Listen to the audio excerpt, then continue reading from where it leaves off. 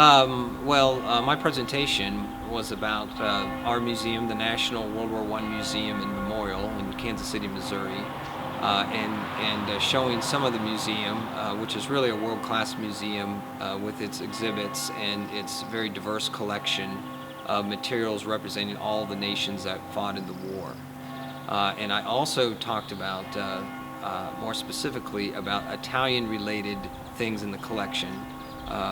Some of them in the Italian language, and then about the U.S. forces who were in Italy, the units that were sent to Italy to help the Italians in their efforts against the Austrians.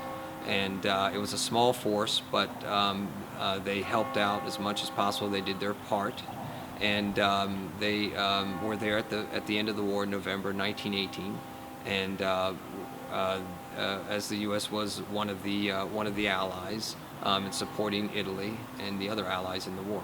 The National World War I Museum and Memorial, where I work, is important because it's the only World War I museum in the United States, which may seem kind of odd, but the United States really, World War I is not so well known in the United States as is World War II and the American Civil War, for example. So it's important that we have this collection that keeps growing all the time, that we interpret the collection and present it to people to tell the story about the war, because we are the only World War I museum and the only ones really doing, not the only ones talking about the war during the centennial, but we're the main kind of focus of what's going on right now during the centennial of the war. So we're in the prime time to talk about the war, and our museum is really such a world-class museum and collection.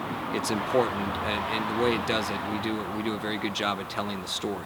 I think the project is your project. The B side, I think it is the name, is important to tell the stories, not just of, as I understand your project, not just the military operations of the war, but the common people's their experiences in the war, and some of the other parts of war, like art, or like the cultural part of the war, the social part of the war.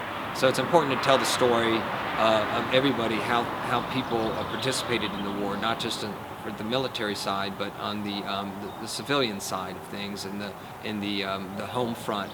And that's what our museum does too. We try to tell that whole story. So it's not, our museum is not a military museum, but more of just a global history museum of that time period.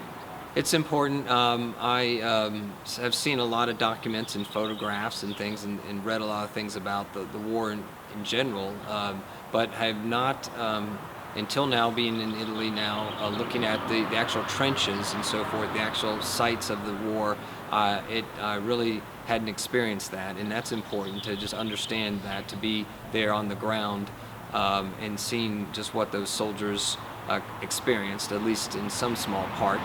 But by being there in the physical environment is important, and understanding even the one side, the distance between one side and the other side, one army and another army. It's just, you can't, it's just kind of, it's difficult to understand that just reading about it and looking at pictures, but being here is something completely different.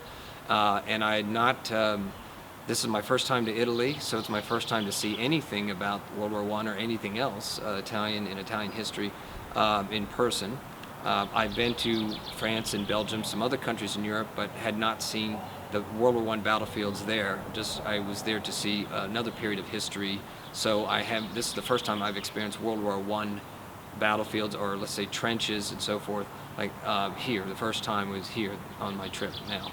That's great. So, is that good? Yeah. You good? Last one. One last question. What's your favorite things of your museum? My favorite things about our museum? There's certain things in the collection that I like, certain posters. We have a lot of posters that I mentioned in my presentation, and they date back to the beginning of the museum, and there's certain ones that are interesting to me. It's hard to describe without a picture of it, but there's certain, they're not, some of them are American, but some of them are other countries. A German poster I have in mind, and just some of those things, and there's some personal items, in the collection that are interesting to me that mean more than just say like weapons or something like that. So, as I said, it's not just purely military by any means. It's telling the whole story, the personal experiences.